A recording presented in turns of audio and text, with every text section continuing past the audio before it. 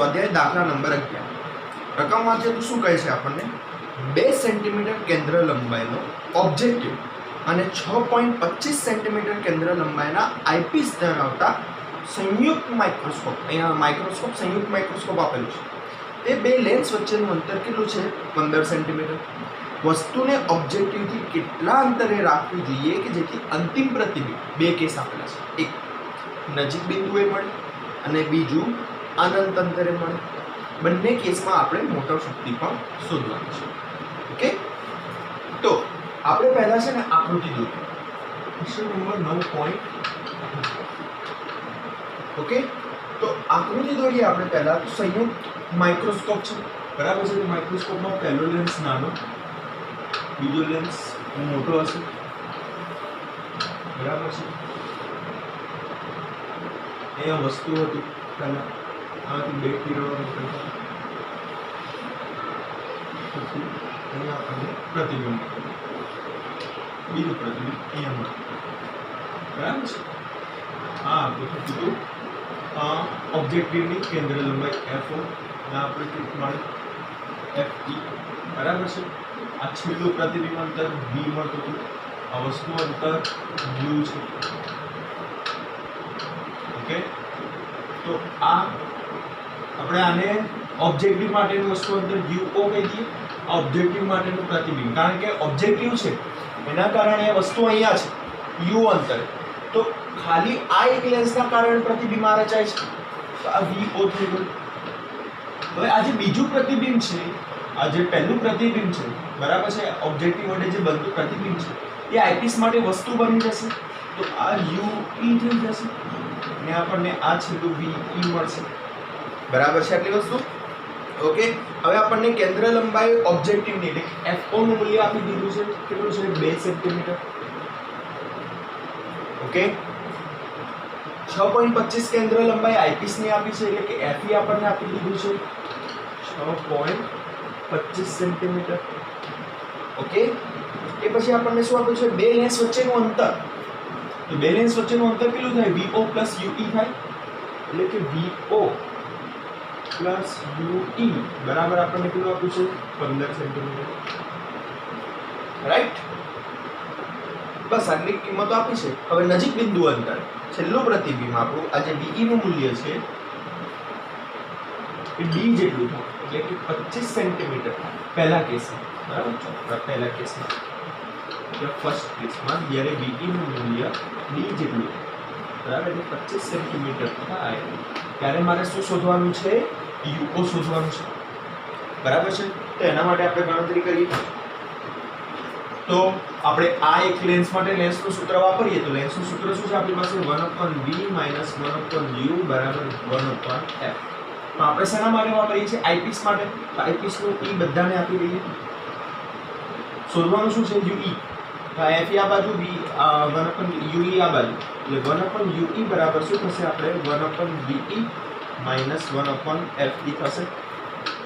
UE અહીંયા લઈ આવે, FE અહીંયા લઈ આવે, so 1/UE બરાબર 1/BE કેટલું છે 25 સેન્ટીમીટર. પણ જો અહીંયા ખાસ વસ્તુ ધ્યાન રાખવી પડશે, અહીંયા આપણે જે સંજ્ઞા પદ્ધતિ છે એ વિરુદ્ધ દિશામાં છે, તો UE નું મૂલ્ય કેવું થશે આપણું -25 થશે, એટલે આપણે BE આપણે કેટલું લઈશું -25 - 1/FE. FE કેટલું છે આપણું 6.25, એ તો પ્લસમાં જ રહેશે.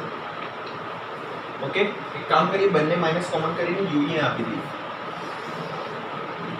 સો -1/UE બરાબર બંને હવે પ્લસ થઈ ગયા, આ બંને શું થઈ ગયા પ્લસ થઈ ગયા. ઓકે, તો હવે ચોકડી ગુણાકાર કરી દઈએ, તો 6.25 + 25 ભાગ્યા 25 ગુણ્યા 6.25 બરાબર છે. તો U - UE બરાબર આનું ઊંધું થઈ જાય, તો ડાયરેક્ટ કેલ્ક્યુલેટરમાં કરી નાખીએ આપણે, બરાબર છે. 25 ગુણ્યા 6.25 ભાગ્યા આ બંનેનો સરવાળો, તો 25 + 6 31, એટલે 31.25 ભાગાકારમાં લઈ લઈએ, તો કેટલું મળશે મને 5 મળશે. એટલે UE નું મૂલ્ય મને મળ્યું -5 સેન્ટીમીટર, એટલે કે અહીંયાથી આ તરફ 5 સેન્ટીમીટર. ઓકે છે, આ તરફ જ આવે છે ને UE, હવે બે લેન્સ વચ્ચેનું અંતર કેટલું છે 15. આ દિશામાં 5 UE છે તો VO કેટલું થઈ જશે 15 માંથી 5 માઈનસ કરી એટલે VO નું મૂલ્ય આપણું શું થશે 15 માઈનસ 5 સેન્ટીમીટર એટલે કે 10 સેન્ટીમીટર થશે. તો આ લેન્સ માટે VO મળી ગયું. ફરીથી લેન્સનું સૂત્ર વાપરીને UO શોધી નાખીએ. જે રીતે અહીંયા કર્યું UE માટે એવી રીતે જ આપણે UO માટે કરીએ. તો ફરીથી લેન્સનું સૂત્ર 1/VO minus 1/UO બરાબર 1/FO. રાઈટ. સો 1/UO બરાબર 1/VO minus 1/FO. હવે અહીંયા VO નું મૂલ્ય આ દિશામાં છે તો પ્લસ આવશે. UO માઈનસ માં જવાબ આવવો જોઈએ કે તો આપણને મળી જશે છેલ્લે. તો VO પ્લસ માં આવશે. પ્લસ કેટલું છે 10 માઈનસ અહીંયા FO કેટલું છે FO નું મૂલ્ય તો કેટલું છે 2 છે તો 10 જ લસા થશે. 10 લસા અહીંયા 1 વડે અહીંયા 5 વડે માઈનસ 4 ભાગ્યા 10 તો UO નું મૂલ્ય આપણને મળશે માઈનસ 10 ભાગ્યા 4 એટલે કે માઈનસ 2.5 સેન્ટીમીટર મળશે. આ એક જવાબ થઈ ગયો કહેવાય. ઓકે.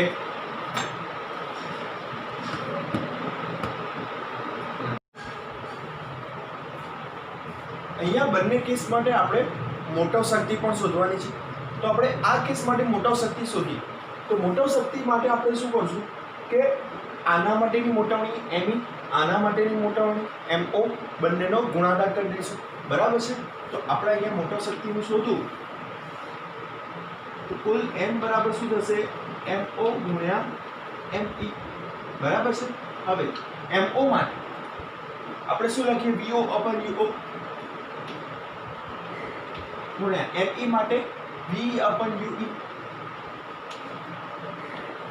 તો બધાના મૂલ્યો મૂકીએ. VO કેટલા છે VO નું મૂલ્ય આપણને અહીંયા મળેલું છે 10. UO નું મૂલ્ય આપણને મળ્યું છે -2.5 VE આપણું કેટલું છે -25 અને UE આપણને કેટલું મળ્યું છે -5. આ માઈનસ માઈનસ કટ થઈ જશે 1 માઈનસ આવશે પછી 5 5 25 અહીંયા 4 તો 5 4 20 એટલે આપણે આ કેસની મોટો શક્તિ કેટલી થશે 20 થશે.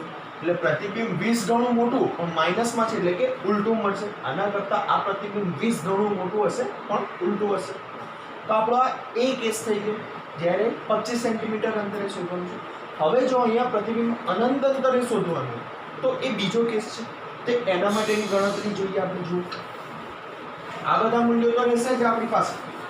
બરાબર છે.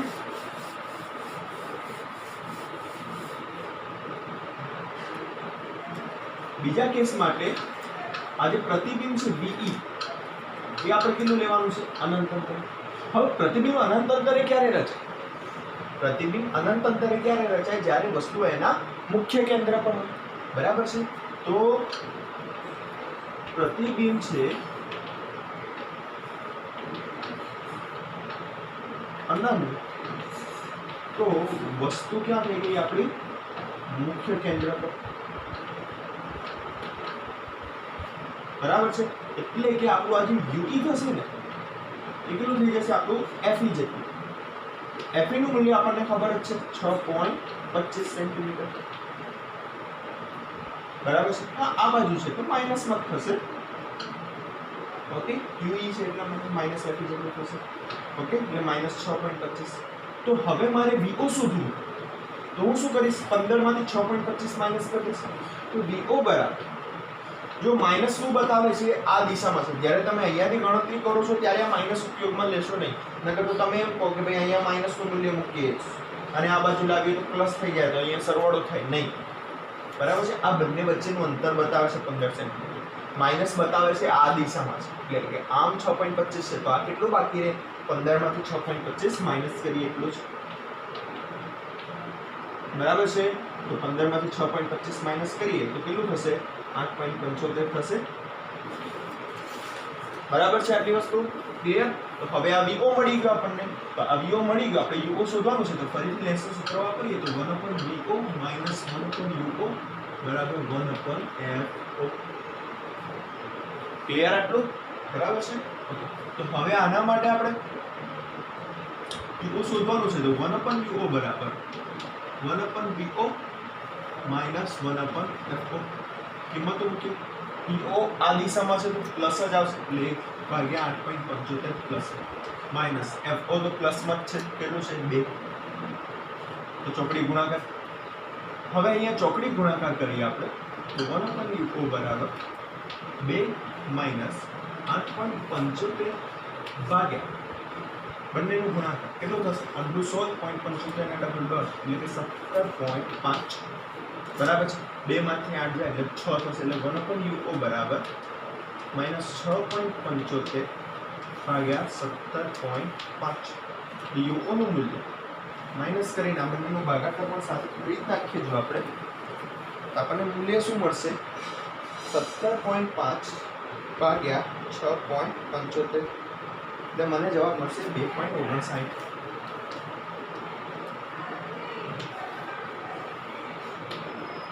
તો આ થઈ ગયું આપણું મૂલ્ય બરાબર છે અહીંયા પણ જ્યારે મારે મોટામણી શોધવી છે મોટામણી એમ મોટો શક્તિ બરાબર છે તો એમઓ ગુણ્યા એમ જ કરશું એમઓ માટે વીઓ અપન યુઓ જેમ છે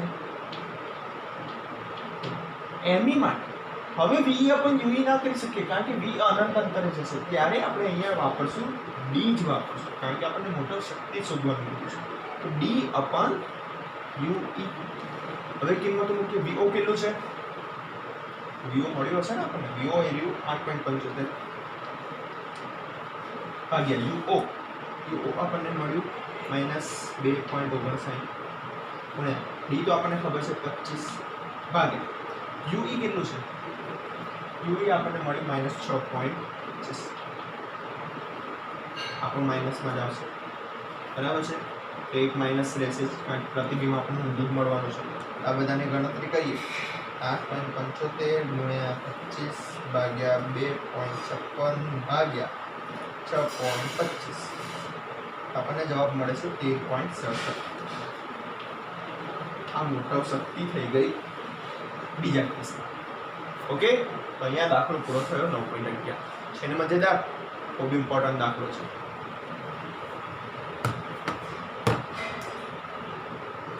કે 9.12 માં હવે જોઈએ આપણે તો મેં 9.11 ની ફિગર રાખી છે કારણ કે આપણને કામ આવશે જો અહીંયા આપણને શું કહે છે સામાન્ય નજીક બિંદુ 25 સેન્ટીમીટર ધરાવતો એક વ્યક્તિ 8 mm કેન્દ્ર લંબાઈવાળા ઓબ્જેક્ટિવ એટલે ઓબ્જેક્ટિવની કેન્દ્ર લંબાઈ FO આપણને અહીંયા કેટલી આપેલી છે 8 mm આપેલી છે મિલીમીટર પછી શું કહે છે આગળ ઓબ્જેક્ટિવ અને 2.5 સેન્ટીમીટર કેન્દ્ર લંબાઈવાળા આઈપીસ એટલે આઈપીસ FE ની કેન્દ્ર લંબાઈ મને આપી છે 2.5 સેન્ટીમીટર હવે 1 mm માં 1 સેન્ટીમીટર માં નાખવા તો આપણે આને પણ mm માં ફેરવી નાખીએ એટલે 25 mm કહી શકીએ બરાબર છે પછી શું કહે છે આગળ સંયુક્ત માઇક્રોસ્કોપ વડે ઓબ્જેક્ટિવથી 9 mm દૂર રાખીને વસ્તુનું સ્પષ્ટ પ્રતિબિંબ મેળવે છે તો અહીંયાથી આજે યુઓ આપણને આપી દીધું છે કેટલું છે 9 સેન્ટીમીટર 9 mm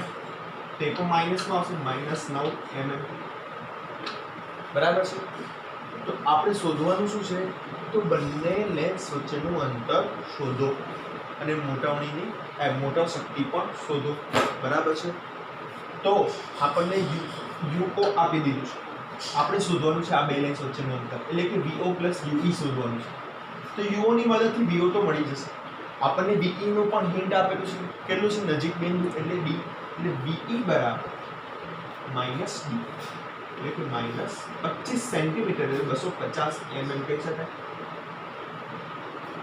બરાબર છે તો આની મદદથી લેન્સનું સૂત્ર વાપરીને UE શોધીએ આની મદદથી લેન્સનું સૂત્ર વાપરીને VO શોધીએ પછી બંનેનો સરવાળો કરી દઈશું સિમ્પલ બરાબર છે પહેલો જે દાખલો હતો એના કરતાં ઊંધું છે વાપરવાની એ જ રીત છે ચલો તો પહેલા આપણે ઓબ્જેક્ટિવ માટે વાત કરીએ ઓબ્જેક્ટિવ માટે આપણે લેન્સનું સૂત્ર વાપરીએ છીએ તો 1/VO માઇનસ 1/UO બરાબર 1/FO રાઈટ આપણે શોધવાનું શું છે VO તો 1/VO બરાબર 1/FO પ્લસ 1/UO કિંમત મૂકી આપણે 1/FO FO ની કિંમત કેટલી છે 8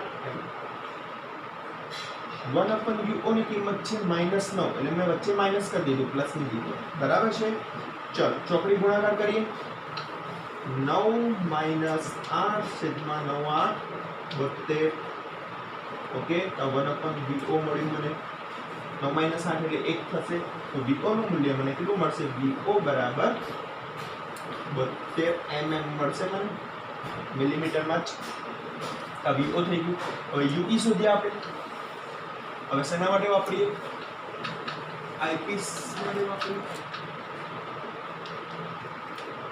બરાબર છે આઈપીસ માટે જો વાપરીએ આપણે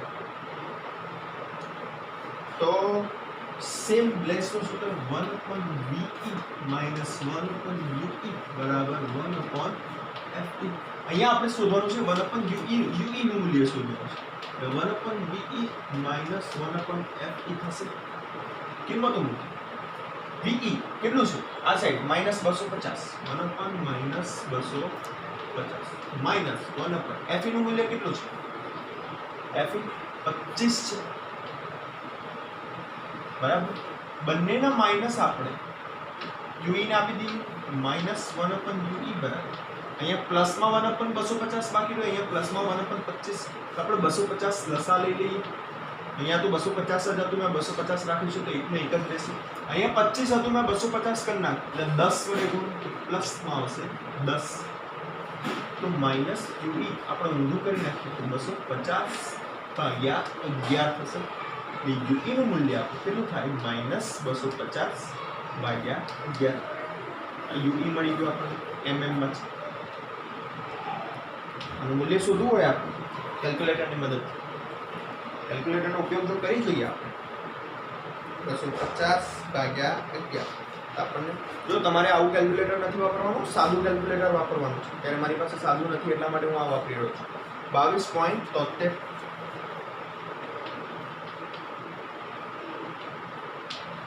તો આપણે જે શોધવાનું છે બે લેન્સ વચ્ચેનું અંતર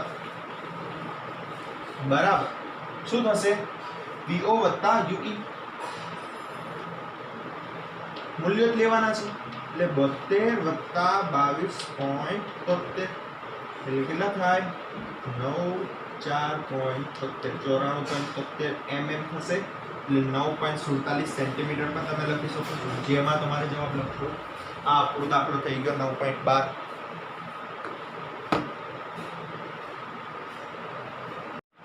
જો આમાં મોટર શક્તિ શોધવાની રહી ગઈ છે બરાબર છે તો મોટર શક્તિ માટે આપણું જે સૂત્ર હતું એ ને એ જ આપણે ફરી અહીંયા આપણે જો નાની જગ્યામાં વાપરી લઈએ મોટર શક્તિ M બરાબર MO ગુણ્યા ME બરાબર છે MO એટલે કે VO/UO ગુણ્યા ME એટલે કે V/UE કિંમતો મૂકી VO કેટલું 72 UO કેટલું છે UO -9 ગુણ્યા VE કેટલું છે -250 અને UE -22.73 તો એક માઇનસ રહેશે જ બરાબર છે અને કેલ્ક્યુલેટરનો ઉપયોગ કરીને બાકીના જવાબો તો લખ્યા તો 72 ગુણ્યા 250 ભાગ્યા 9 ભાગ્યા 22.73 તો જવાબ મળશે આપણને 87.99 એટલે 88 લઈ લઈએ પછી મોટર શક્તિ આપણી 88 ઓકે 9.13 માં આપણે જોઈએ બહુ ઈઝી દાખલો છે એક નાના ટેલિસ્કોપની ઓબ્જેક્ટિવની કેન્દ્ર લંબાઈ એટલે કે FO 9.13 માં FO આપણને કેટલી આપેલી છે 144 સેન્ટીમીટર અને આઈપીસ ની કેન્દ્ર લંબાઈ FE આપણને આપેલી છે 6 સેન્ટીમીટર બરાબર છે એ પછી આપણે શોધવાનું છે ટેલિસ્કોપની મોટર શક્તિ એમ અને ઓબ્જેક્ટિવ અને આઈપીસ વચ્ચેનું અંતર બરાબર છે ઓબ્જેક્ટિવ અને આઈપીસ વચ્ચેનું અંતર તો યાદ જે ટેલિસ્કોપની થિયરી. તો મોટર શક્તિ m માટેનું સૂત્ર સિમ્પલ હતું FO upon FE બરાબર છે, એટલે કે 144 ભાગ્યા 6, તો લગભગ જો 12 × 12 144 થાય, 6 દુ 12 થઈ જાય, એટલે 12 દુ 24 આપણને મળે મોટર શક્તિનું મૂલ્ય. અને બે લેન્સ વચ્ચેનું અંતર, એટલે એક ઓબ્જેક્ટિવ અને આઈપીસ વચ્ચેનું અંતર, બે લેન્સ વચ્ચેનું અંતર આપણે કેટલું રાખતા હતા? આપણે બે લેન્સ વચ્ચેનું અંતર હતું FO વત્તા FE. યાદ છે ને, અમે બે કેસ સમજાવ્યા હતા. આ ત્યારની વાત છે જ્યારે પ્રતિબિંબ આપણે અનંત અંતરે લઈને આવવું છે ત્યારની વાત છે, કારણ કે આપણે મોટા શક્તિ પણ કીધી છે બરાબર. FO વત્તા FE. FO આપણું કેટલું થશે? 144 વત્તા FE થશે 6, એટલે આપણો જવાબ થશે 150 સેન્ટીમીટર. 9.13. દાખલા નંબર 9.14 જોઈએ તો આપણને શું કહે છે? એક વેધશાળામાં આવેલા વિશાળ વક્રીકારક ટેલિસ્કોપમાં ઓબ્જેક્ટિવ લેન્સની કેન્દ્ર લંબાઈ આપણને આપેલી છે 15 મીટર. FO આપણને કેટલું આપેલું છે? 15 મીટર. હવે આગળ સેન્ટીમીટરમાં કિંમત છે તો આપણે સેન્ટીમીટરમાં ફેરવી નાખીએ તો 1500 સેન્ટીમીટર થશે. અને આઈપીસની કેન્દ્ર લંબાઈ ફક્ત 1 સેન્ટીમીટર આપેલી છે. FO કેટલું? 1 સેન્ટીમીટર. તો આપણે શું શોધવાનું છે? આપણે એની કોણીય મોટવણી શોધવાની છે. કોણીય મોટવણી એ મોટવણી જ થશે, એટલે મોટવણીનું સૂત્ર જે છે આપણું FO upon FE એ જ થશે, એટલે કે 1500 ભાગ્યા 1, એટલે જવાબ શું આવશે આપણું? 1500. મોટવણી કેટલી થઈ ગઈ? આપણી કોણીય મોટવણી પણ 1500 થશે. ઓકે. એ પછી આપણને શું કહે છે? આ ટેલિસ્કોપ વડે મળતા ચંદ્રના પ્રતિબિંબનો વ્યાસ કેટલો હશે? એટલે કે આ ટેલિસ્કોપ વડે આપણે ચંદ્રને જોઈ રહ્યા છીએ, તેનું જે પ્રતિબિંબ મળશે ને એનો વ્યાસ કેટલો છે તે આપણે કઈ રીતે કરશું? બરાબર છે. અહીંયા ગુણોત્તર આપણે લઈશું. બંને માટે મોટવણી તો સરખી થશે. આપણે નોર્મલી ચંદ્ર વડે જોઈએ જો, તો આમાં ગુણોત્તર કઈ રીતે લઈશું કે ભાઈ એનો જે કોણીય મોટવણી લઈશું ને, બરાબર, કોણીય સ્થાનાંતર એની વાત કરશું. તો કોણીય સ્થાનાંતર માટે આપણને ખબર છે બરાબર છે કે ચાપ ભાગ્યા ત્રિજ્યા. તો ચાપ એટલે ચંદ્રનો વ્યાસ ભાગ્યા ત્રિજ્યા એટલે ચંદ્રથી અહીંયાનું અંતર. બરાબર, દૃષ્ટિ સ્થાન ભેદ માટે આવું કરતા હતા તમે બરાબર. આ જે ખૂણો થયો ઓકે, એ આ તમારી ચાપ અને આ ત્રિજ્યા. તો તમને ચંદ્રનો વ્યાસ આપેલો છે અને ચંદ્રથી વચ્ચેનું અંતર એટલે ત્રિજ્યા પણ આપેલી છે. તો આપણે ચંદ્રના વ્યાસને d કહીએ, અહીંયા r કહીએ. જે ટેલિસ્કોપ વડે મળશે એના માટે બી વાત કરીએ આપણે તો આ d' કહીએ, જે આપણે શોધવાનું છે ને આ ની જગ્યાએ આપણી કેન્દ્ર લંબાઈ થશે f. શેની? ઓબ્જેક્ટિવ. ઓબ્જેક્ટિવ વડે મેઇન જોઈએ છે ને આપણે. ઓકે. તો આ રીતે સૂત્ર બંને માટે ખૂણો સરખો આંતરાશે. તો આપણે શું કહી શકીએ? ભાઈ d ભાગ્યા r બરાબર d' ભાગ્યા FO. તમારે d' શોધવાનું છે તો d ભાગ્યા r ગુણ્યા FO. તો d કેટલું આપેલું છે? આપણને રકમમાં આપેલું છે ચંદ્રનો વ્યાસ 3.48 × 10⁶. 48 × 10⁶ ભાગ્યા બંને વચ્ચેનું અંતર કેટલું આપેલું છે? 3.8 × 10⁸. 3.8 × 10⁸ ગુણ્યા FO કેટલું આપેલું છે? 15. આમાં મીટરમાં લઈએ, આ બંને કિંમતો મીટરમાં લીધી છે ને એટલા માટે આપણને વ્યાસનો જવાબ પણ મીટરમાં આવે. તો આપણે કરીએ જો ગણતરી તો 3.48 ગુણ્યા 15 ભાગ્યા 3.8 આપણને જવાબ મળશે 13.74. 13.74 ઇન્ટુ 10⁻² થશે મીટરમાં. એટલે આપણે કહી શકીએ કે ભાઈ 0.37 સેન્ટીમીટર તો 0.14 સેન્ટીમીટર જેવું પણ તમે નહીં સોરી -2 અહીં આવી જશે ને, એટલે કે 13.74 જ સેન્ટીમીટર. હવે સારું મોટું પ્રતિબિંબ કહેવાય ટેલિસ્કોપ વડે. ચંદ્રનું પ્રતિબિંબ આપણે 13 સેન્ટીમીટરનું જોઈ શકીએ. ઓકે. તો 9.14 અહીંયા